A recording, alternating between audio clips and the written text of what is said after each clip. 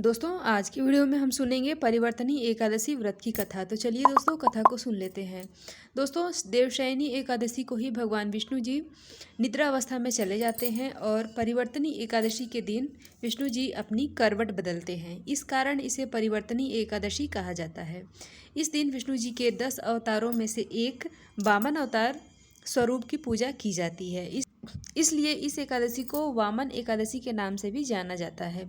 कृष्ण जी महाराज युधिष्ठिर जी को इस एकादशी का महत्व बताते हुए कहते हैं कि भादो माह के इस एकादशी को परिवर्तनी एकादशी कहा जाता है।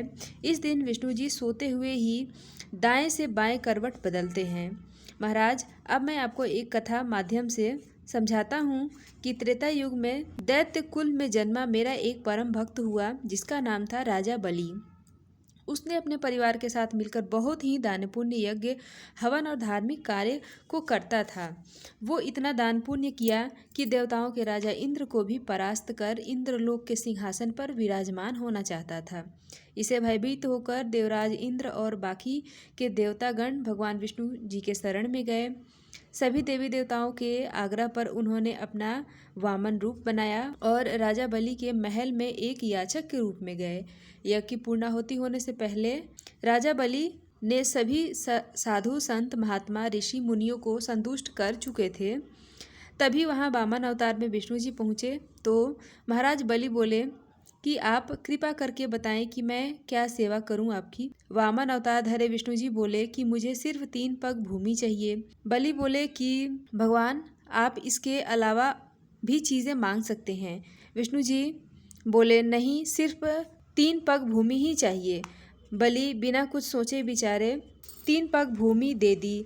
तब विष्णु जी ने अपना कद इतना बढ़ाया कि पहले ही पग में सारी धरती और पाताल नाप लिए। दूसरे पग में समस्त आकाश। अब तीसरा पग रखने के लिए जगह ही नहीं बचा।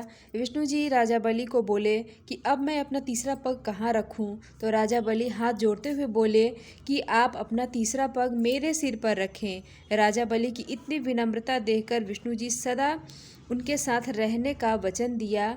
अब क्योंकि वो दिन एकादशी का था इसलिए वामन रूप में एक विग्रह की स्थापना राजा के महल में की गई और दूसरी विग्रह को क्षीर सागर में शेष नाग के ऊपर शयन मुद्रा में होती है। इस घटना के बाद राजा बलि पाताल लोक में चले गए। तो दोस्तों इस कथा से हमें यही सीख मिलती है कि दान के बाद हमें अभिमान बिल्कुल भी नहीं करना चाहिए, क्योंकि अभिमान पूर्वक किया गया दान सारे दान पुण्यों को नाश करने वाला होता है। तो दोस्तों ये थी परिवर्तनी एकादशी की कथा। ये कथा आपको कैसी लगी कमेंट में ज़रूर बताएं और इसी तरह की जानकारी आपको मिलती रहेगी। इसके लिए आप हमारे चैनल को भी सब्सक्राइब कर सकते हैं। बाकी ये कथा आपको अच्छी लगी हो तो हमारे वीडियो को लाइक ज़रूर करें। तो दोस्तों मिलती हूँ इसी तरह के एक और नए वीडियो के साथ। तब तक के लिए हर हर महादेव।